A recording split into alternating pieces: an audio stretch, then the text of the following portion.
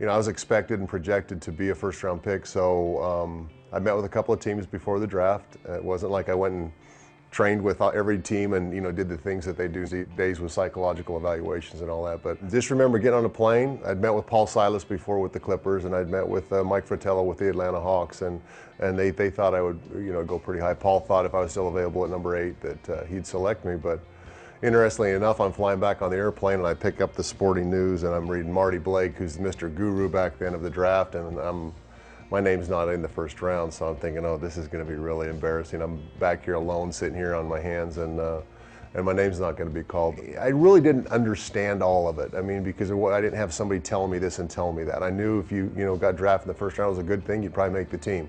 Was I excited? Yes, and mostly the excitement was like because I was so nervous.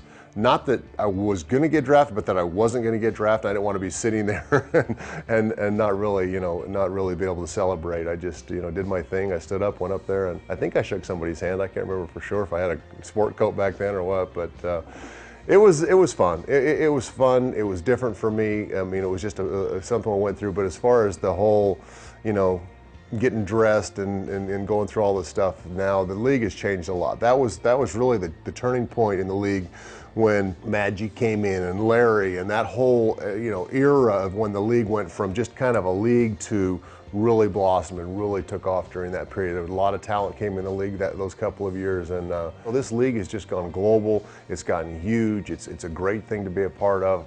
Back then it was neat and it was a job, but nobody had any idea that it was going to take off and become what it's become today. I was drafted, high for a guy who really, not a lot of people knew about, and in a great class. I mean, the guys in that class are like a who's who's class. I mean, it seems like everybody lasted 10 or 15 years, and even guys into the second round. So it was a great year to come out for me.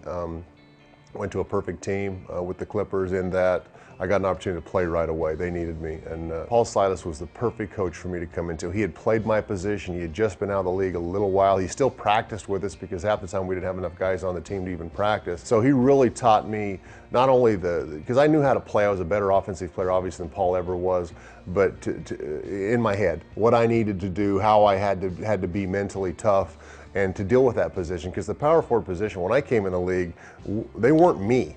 They weren't scorers. They were just big, strong, physical, battling kind of guys, and those are the guys I had to play against every single night. So I had to become mentally tough real quick. I had to have a chip on my shoulder and not take any stuff off anybody, because that was the position I was going into. So mentally for me, Paul Silas was absolutely perfect to go play for him. But in the NBA for me, it was my style. It was push the basketball and run, and I loved to run.